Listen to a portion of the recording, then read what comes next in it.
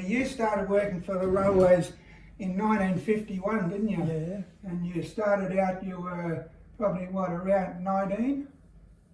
Well, I was born in 32, so 32, 42, 52, so you would have been around 19, and yeah. you started out first off as a labourer and then you became a fettler. Yeah. I was going to ask you... I was a labourer. It was a re-sleeper and re-railing gang. Mm-hmm. And we started up near the crossing that goes down. Do you remember where Podmore's used to live this side of Macduff's? Yeah. That's where we started. I started with them there. Yeah. And you mainly worked between Barraba and Manilla. Tamworth, or Barraba and Manilla? Barraba and Manilla mainly for a long time. Yeah. And so what kind of trains used to run on that line, Wally? There was a goods train and a passenger train. Yeah. They were steam trains in those days. Yeah. And how often would they use the line? Oh, well, there was a passenger train nearly every morning, and the goods train, it used to go about 3 or 4 times a week. And so what sort of work did a fettler have to do? Well, you've got to maintain the line and the weed control and the alignment of the rails and the way where the top gets what they call a hole in it where it sinks down. Yeah. You've got to jack it up and reballast it and all that sort of thing, and check that the fish plates that join the rails, the bolts are tight and all that sort of thing. Yeah. And you would have had to do a lot of that by hand, I imagine? Or Everything was by hand. When I first started, we were putting sleepers in, and you had what they called a jigger, like a big brace thing. It'd be as high as I am, and it was offset. The one handpiece went out there, and the handpiece this side went out the opposite. Oh. And you bored the holes for the bits. You had to bore the 4 holes for the bits. They used to say it was lead bore, and you'd mark where the rail had come from the end of the sleeper, and you'd mark that, and you'd bore the holes for that. Yeah. And then when you put the sleepers in, you drive the spikes, and then you only had the one end to bore at the tie of the thing, and you'd put 1 in every 4 sleepers was what they called a tie. That was the hole, so if the train come, you could let the train go over at speed limit. Yeah. Over it at that, as long as it was tied. Yeah. Yeah. But we had to bore, and you might have probably 300 sleepers that you had to bore, and a lot of them would be leaning up the banks or down the banks or anything, and you had to angle your body to bore the hole at right angles to the top of the sleeper, no matter what angle it was laying on. So it would have been hard work. It was hard work, and anyone that smoked, they'd tell you to roll the smokes before you started, because they'd give you time to stop and light it, but they wouldn't give you time to roll it. Your bosses must have been pretty hard taskmasters. Well, they were tough nuts. It was hard work. Yeah. And then they used to send, when you got the sleepers in, they'd send the ballast train they had S trucks and what we used to call U-boats. Yeah. They were bigger than the S truck, and they used to be full of the ballast, and you had to, 4 of you to get in each truck with a shovel, and you had to shovel it all out. Oh, they didn't have a trap door or anything to let it No, out? it was the door of the truck, and they had to drop it down on the edge of the line. Yeah, yeah. And then when you got that done, sometimes they might get the grader if he was around to grade it in, but otherwise you'd have to get the shovel and put it back in by shovels. Good. And after about 10 years you became a ganger, didn't you? Yeah. What's the difference? What's a ganger's job? Well, he's in charge of the section of line. there was two sections between Manilla and Barraba, Yeah.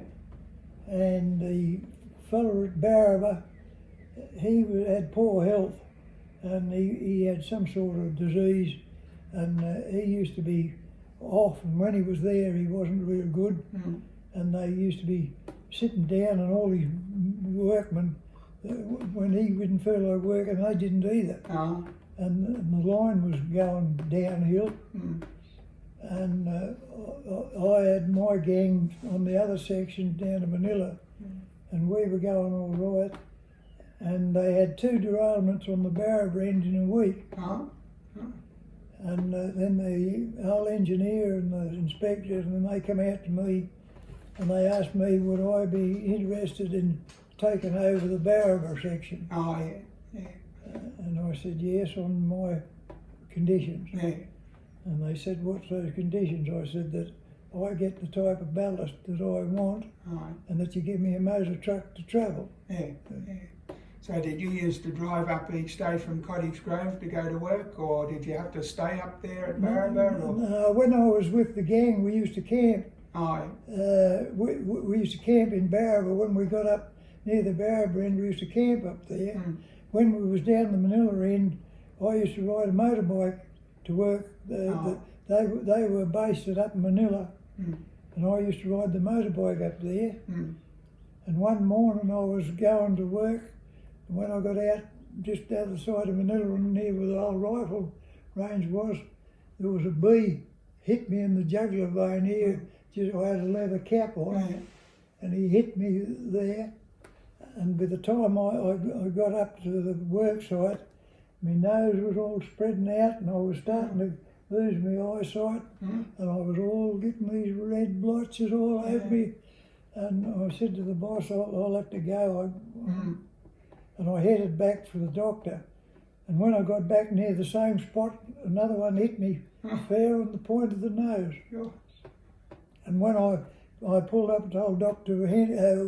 Johnson's house, just the lane going down to the back of the bowling club there in Court Street, I pulled up, and I was lucky he was at home.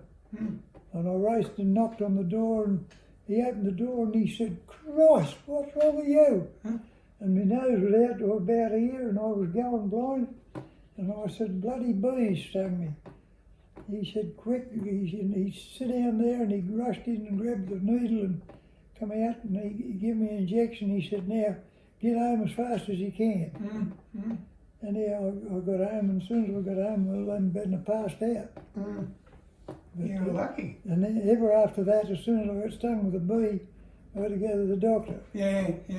Because old Louis said to me, "Look, 4 stings and you're dead." But that's how I used to go to work, was on the motorbike. But then when we got up near the Barraba end, we had to camp in Barraba, and we'd camp all week and come home on the Friday.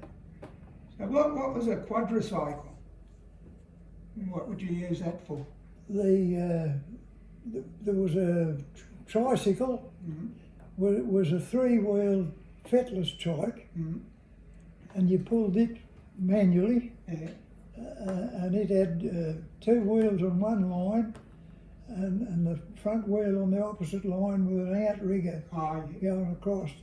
And you used to have to set them, the wheel alignment, because if the wheel alignment wasn't right, they'd up off the line.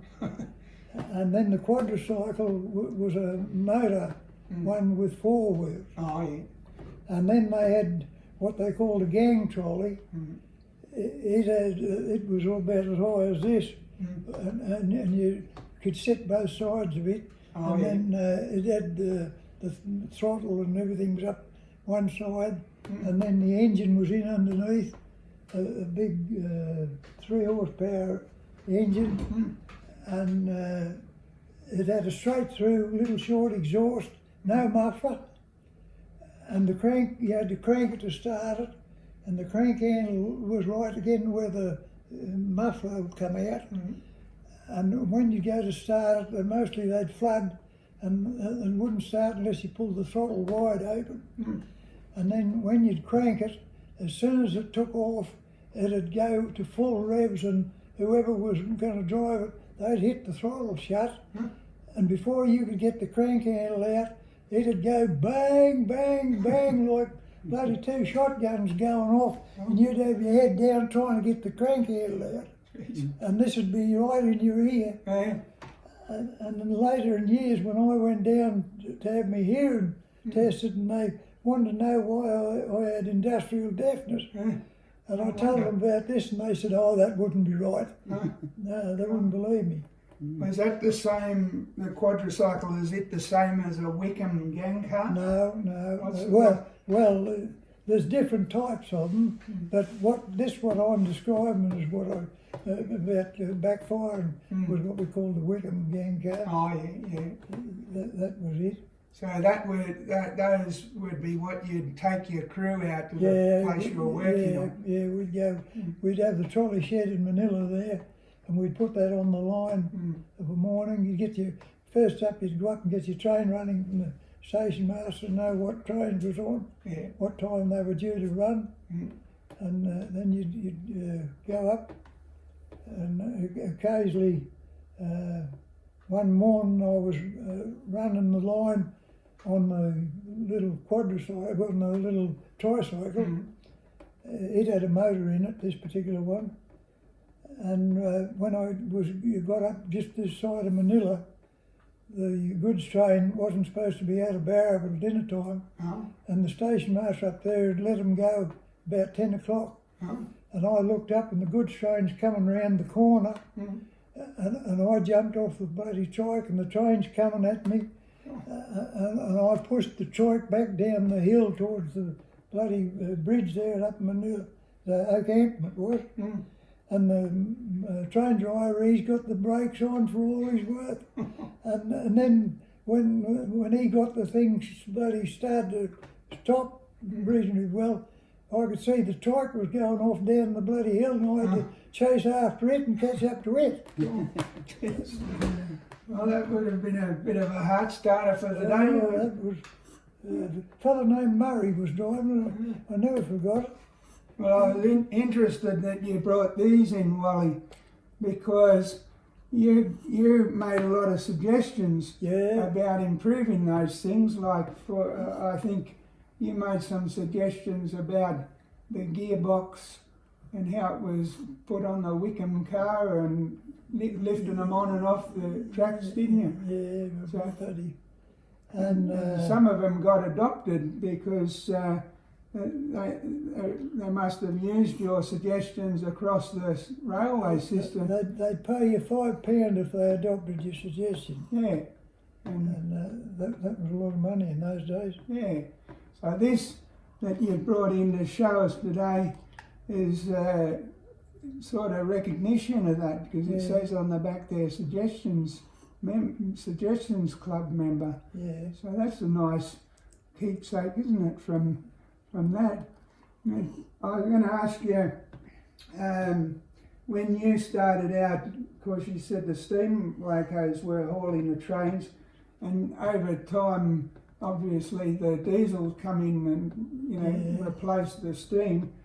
From your job point of view, did that make a difference when the diesel started running on the line rather than the steam locos? It did, because if in any area where the ballast along the edge of the sleepers, if it was a bit weak and they'd used up a bit of it, and there wasn't as much near the end of the sleepers to keep them in position. Yeah.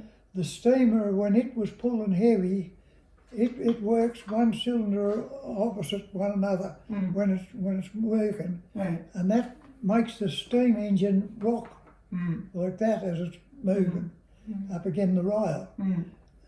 And if there was any place where the rail was a bit weak, when it was pulling heavy and it was bumping the line, it'd be inclined to kick the line out of alignment. But with the diesel, it was a straight out drive that went straight ahead. It wasn't putting that sideways pressure on the line. So that would have made it, given you less problems when you were trying to keep in that way. But it wasn't a big problem, but That could be a problem with the steamers. Yeah.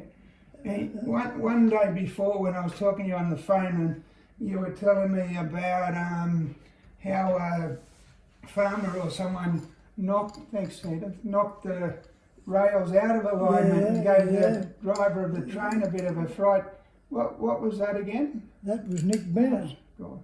At this side of Manilla, and he owned both sides of the line. He was cultivating both sides of the line, and there's a crossing across the line near the fence that he drives down his access road. But when he finished cultivating, he must have finished down the line a few hundred yards.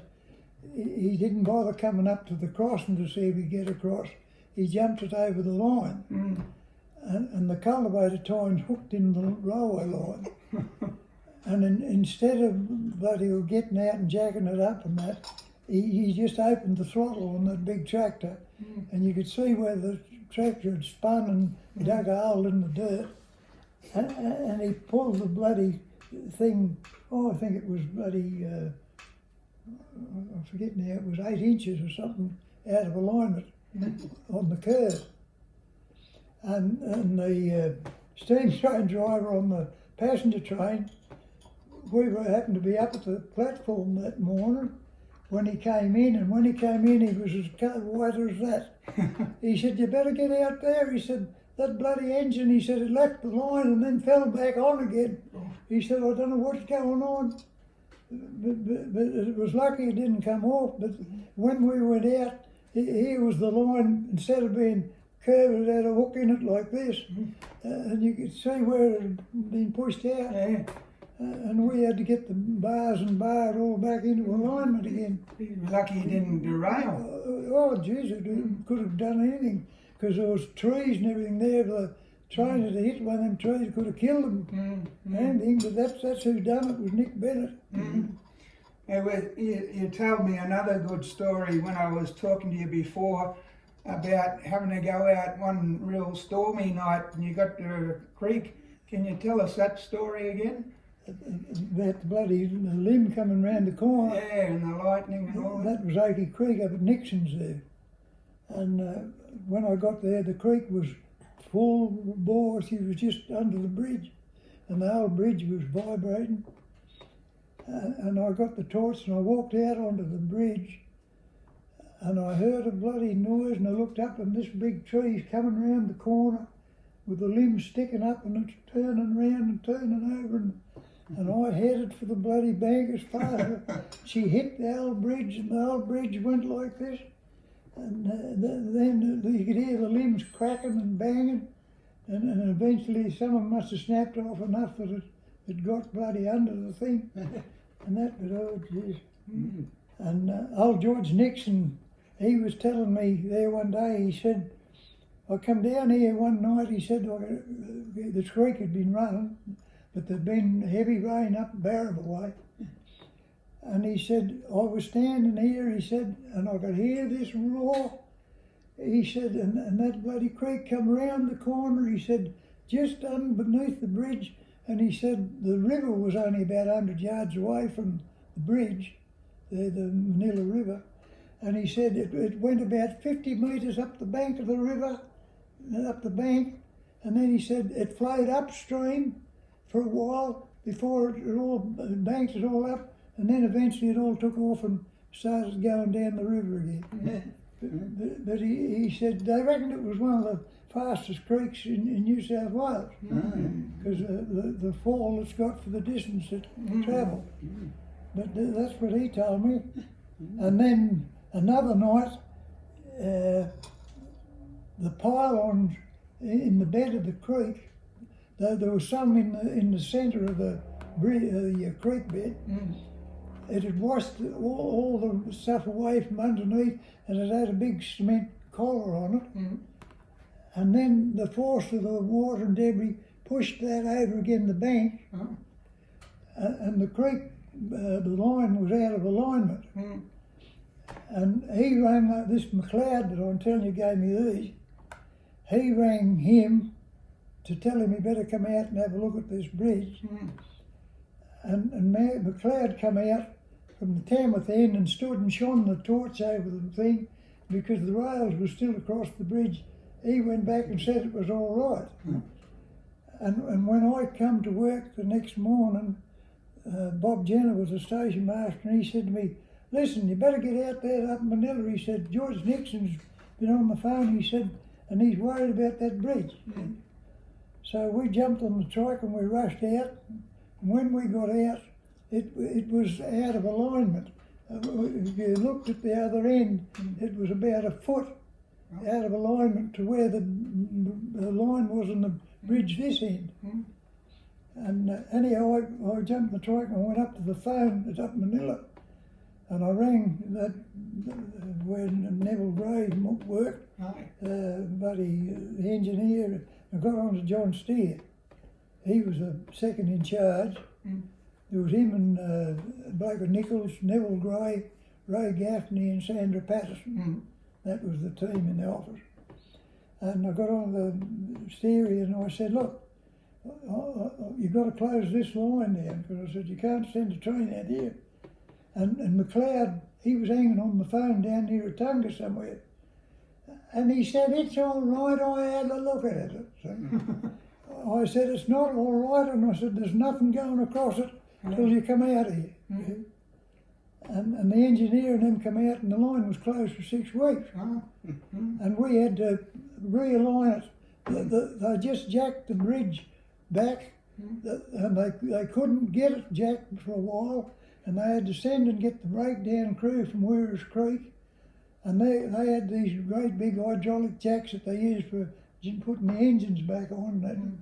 They brought 4 of them up, and they put them on the other bank on 12 by 12 girders up again this pylon, and they had to use these 4 big hydraulic jacks and push it back through the gravel into the centre of the creek again to take the weight.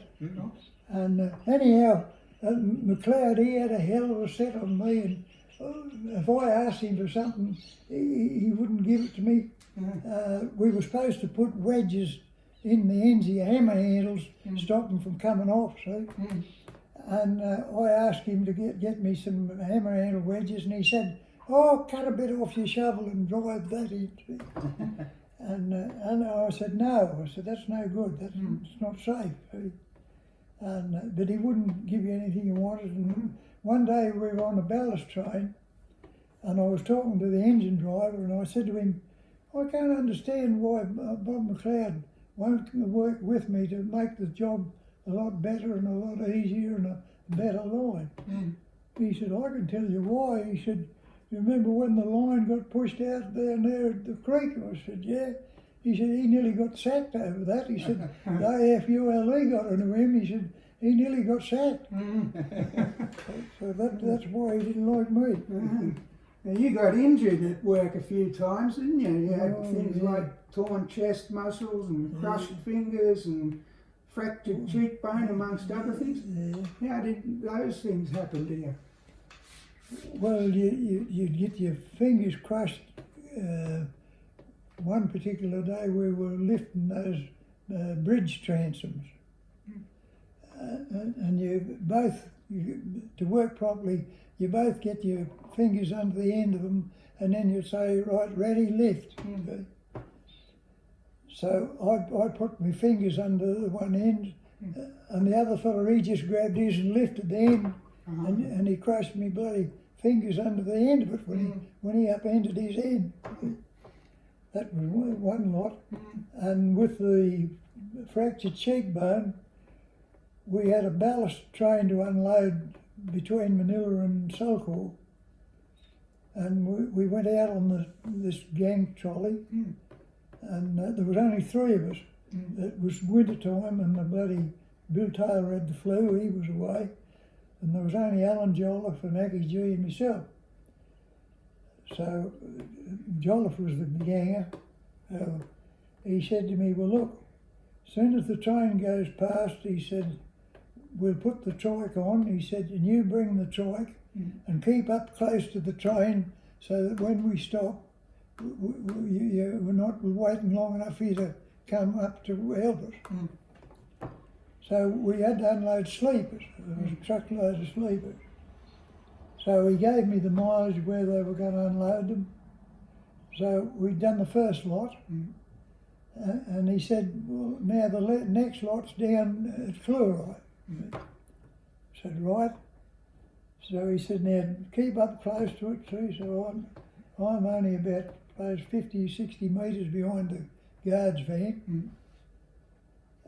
And he decided, oh geez, I'll put a load before we get to there, I'll put a heap here, see? So I'm coming along, and the next thing I realised the train's stopping, and I pulled the brake on, and of course the wheels just locked on the steel rail, and she went up in the big buffer on the end of the bloody guard's van.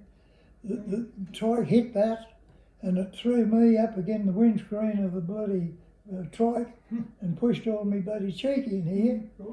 And when I picked myself up, the blood's running out of my nose.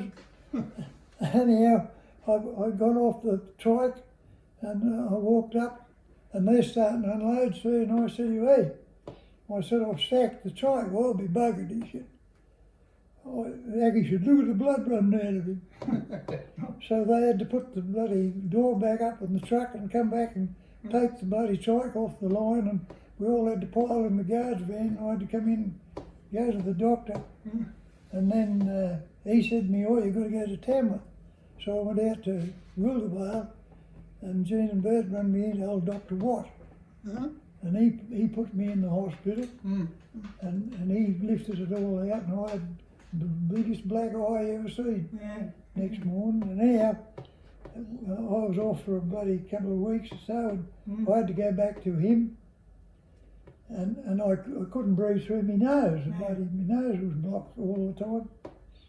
And I went back to him, and he had a look at it, and he said, oh yeah, he said, you can go back to work. And I said, geez, doctor, I can't go back to work like that. I can't bloody breathe properly. Oh, he said, I've struck your type before.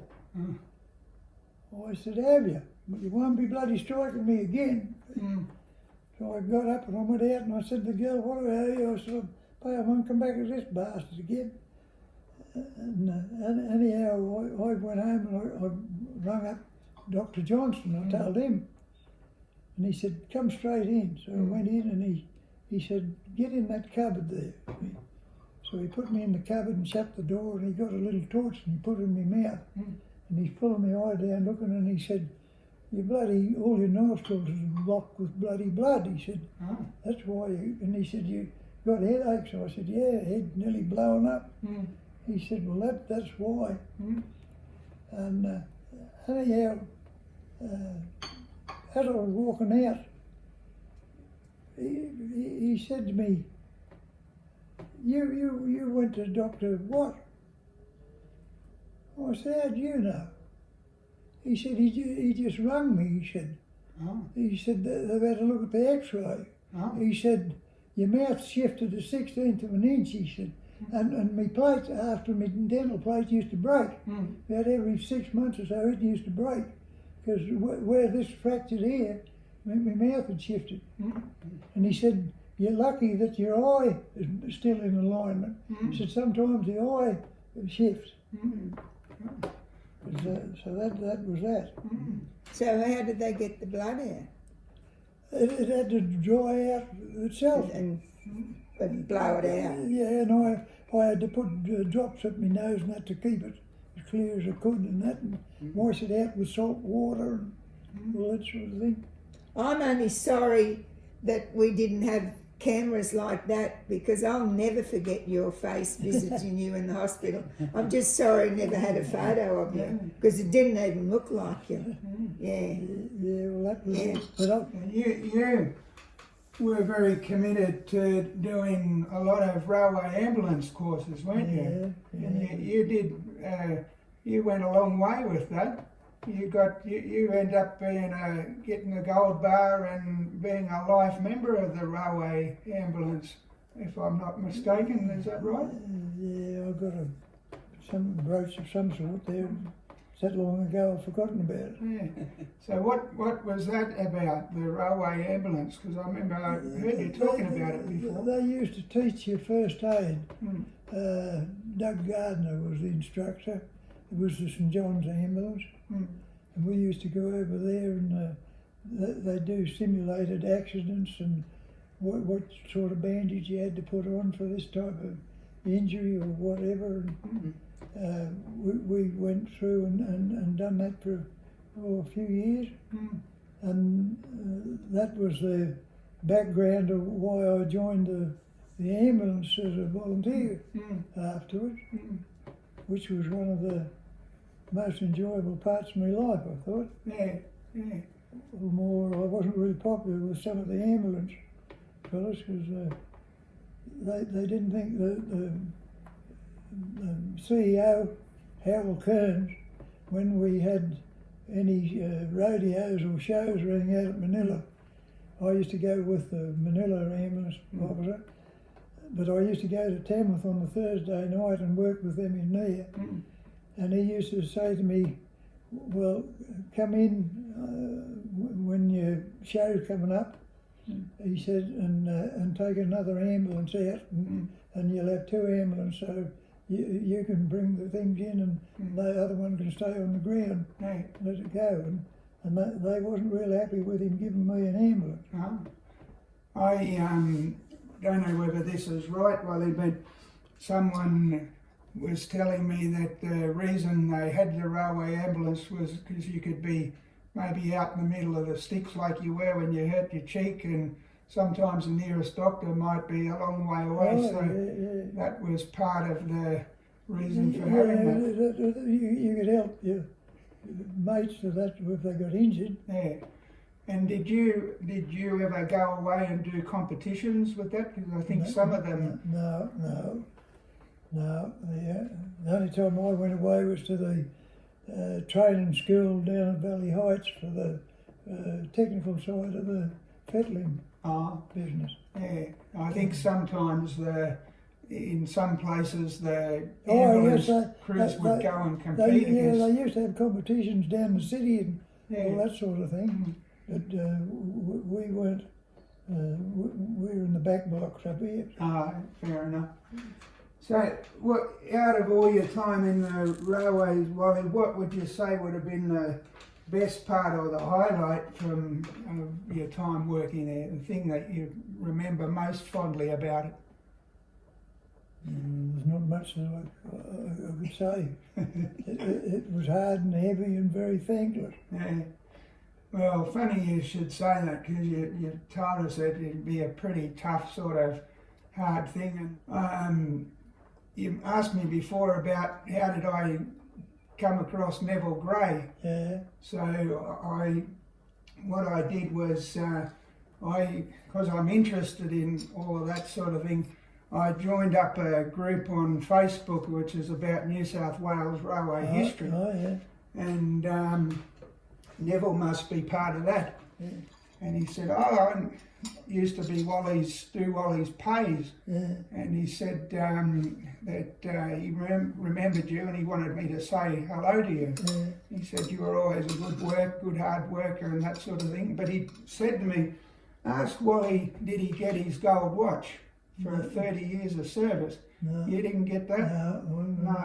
Gold watch. And you said to us before that I think one of the things that disappointed you a lot was when you retired and you worked for them for just short of 40 years. 39 years and 3 months. Yeah. And you pretty much walked out the gate at the end of the day and nobody said anything. Well, I might have a little bit of a surprise for you all. I got a letter here for you which I want you to have a read of. Just got to dig it out because I wrapped it up so it wouldn't get bent on the way up. I did a good job wrapping it up. Sure did. I want you to open that up and have a look at the letter that's in there. It's stuck here. Yeah. You want some handles? Yeah, just get a knife. There's an opener up there on the bench. Here, just slit it so you don't spoil the. Yeah, just under there.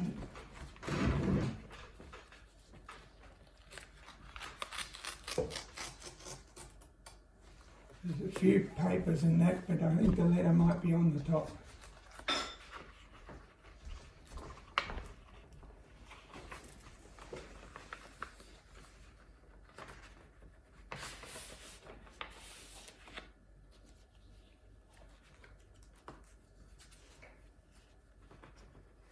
That's it. Have a little bit of a read of that.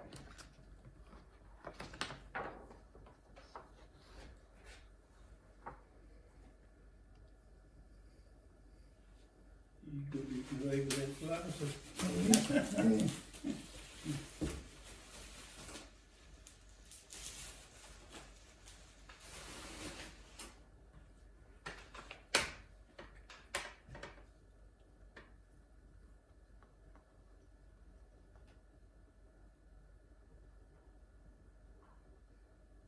Yeah, that's a surprise. Well, here's another nice surprise. That's a special certificate recognising your 39, almost 40 years of railway service. Well, that's come from the Railways Department for you. Thank you very much. There's another little bit of a surprise as well that goes with that one. I'm speechless.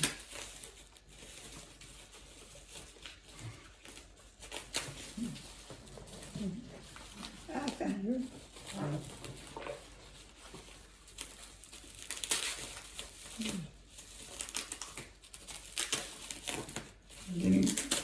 Didn't want anything happening to these, so they're all padded in. There's another little surprise from the Railway Department. Yeah. oh, wait a minute, I'll get that. That made the knife to unwrap it.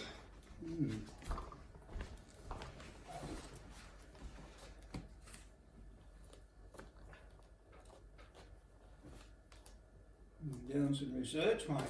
Yes, that's. I haven't looked at these other things yet. Well, I'll give you, Wally, I've got a different copy here. It's the same thing, but I've made it bigger for you. This is all your service paperwork. It's your official service records. It's the same thing, I just made it larger. So when you started working, and you might have been wondering how I was knowing all these things to ask you about, all of the different things you've done in your career, your railway career, on the railways, on your railway service history.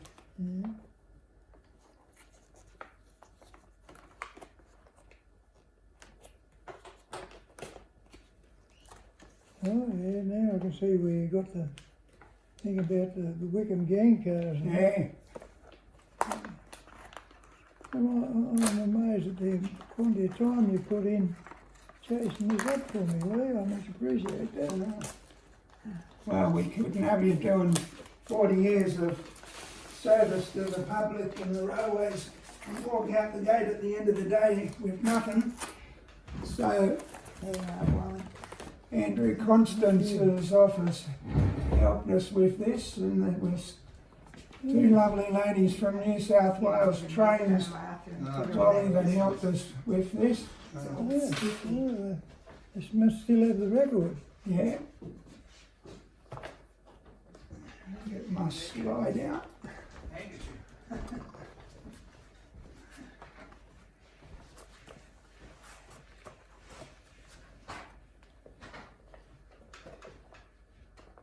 Oh, jeez.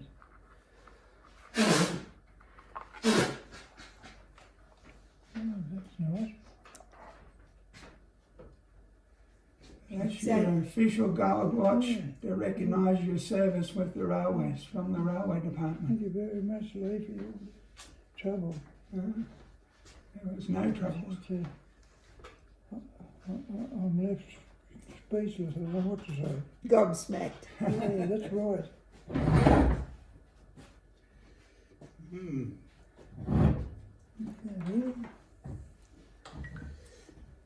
It's beautiful, isn't it? You haven't seen it, No, I have you? haven't It's seen all it. been wrapped up.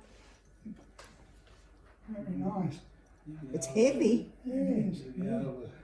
And it's engraved on the back, Wally, it says Wally Richmond, 30 years service, 23rd October 1981, because the tradition of the gold watch was it was presented for 30 years of service. So isn't that lovely? It's got your official New South Wales trains logo and your name, and the fact that this was recognising 30 years of service. He's done a good job, Wally, hasn't he? He's done a marvellous job. Yeah, no, very I'm wonderful. Speechless with all the work you've done and all the contacts you've made on my behalf. It's really We thought you might have been a bit surprised. surprise is not the word for it. That's Can't you believe how heavy it is? Yeah. Eh?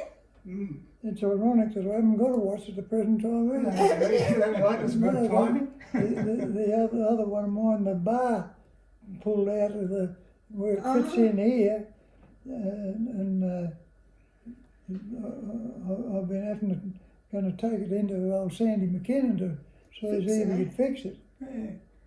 Well, you don't need to now. Isn't that good? Yeah. Beautiful. Yeah.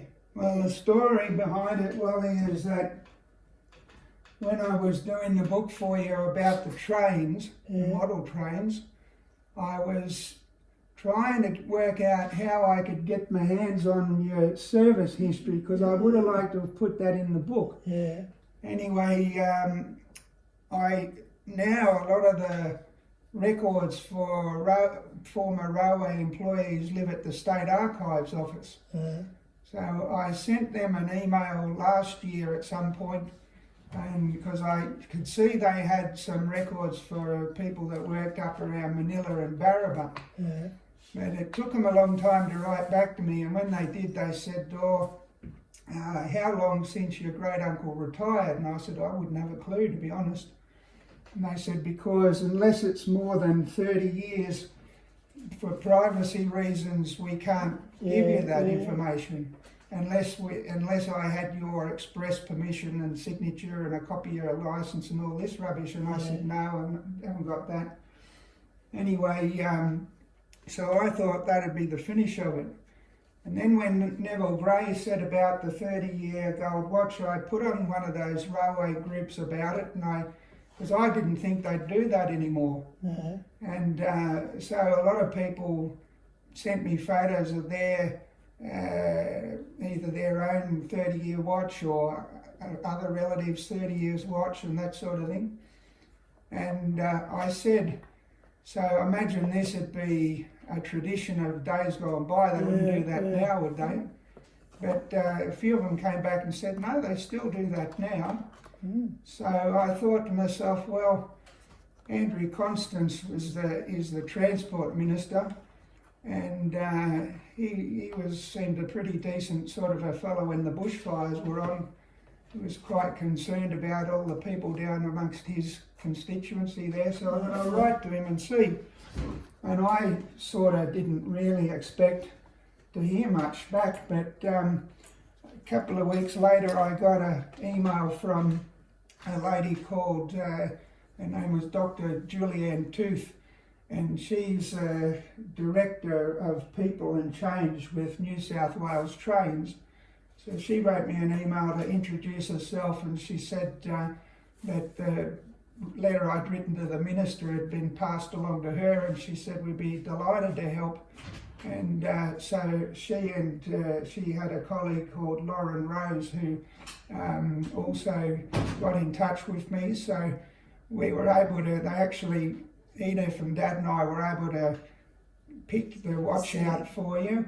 And then they organised all the special certificate and letter and all of the copy of your service papers and that sort of thing. So they were wonderful to think that, because it's nearly 30 years since you retired. Well, this here, it's got, so that's your first part of your service record, and then this second page is the next part of it. You can see where you've got commendations for your suggestions and where you took long service leave and that sort of thing. And the different jobs you held and when you held them. So you're saying when you started your labourer and then relieving Fettler and then Fettler and different grades of Fettler and then somewhere further down here Ganger and so on.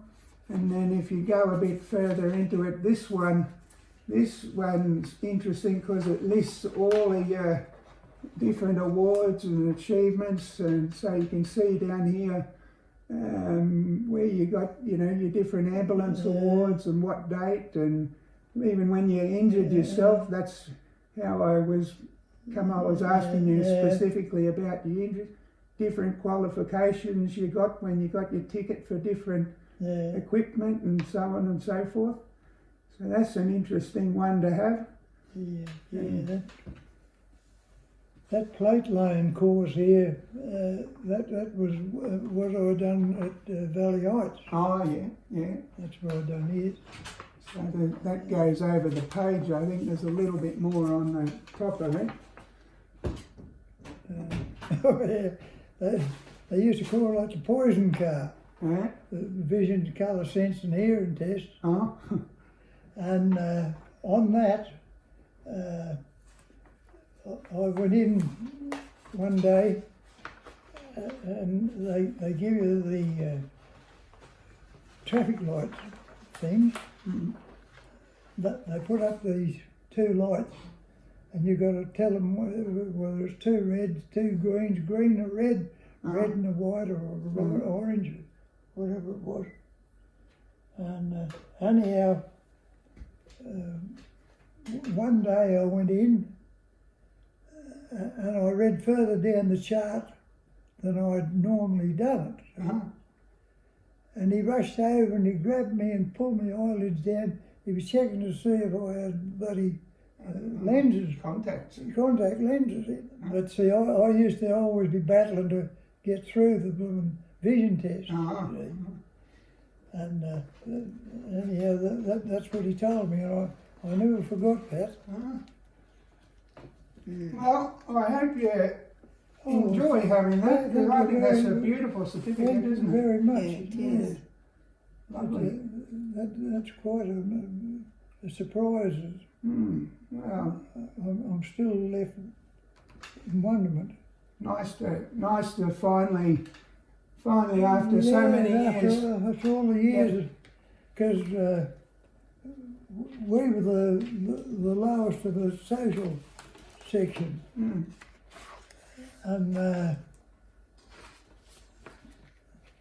was, we were on a ballast up near Black Springs at Barraba one day, and the track supervisor was in charge of it, and it was raining, and it was steam towing days,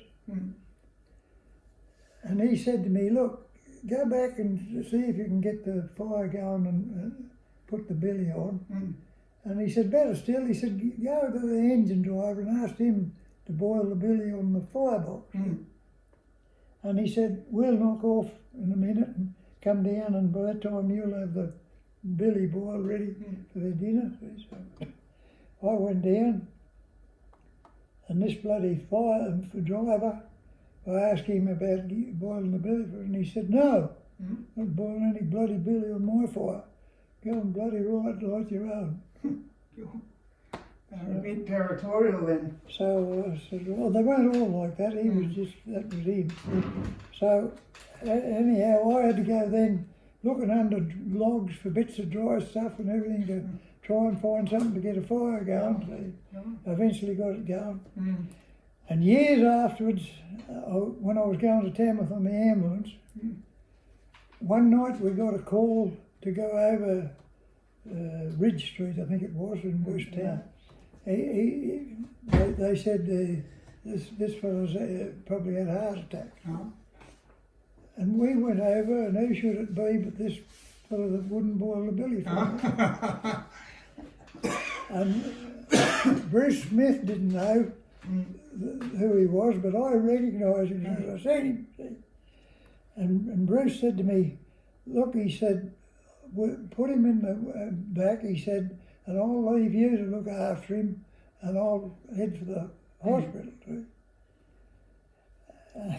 And I said to him, well, it's you. And he's looking at me.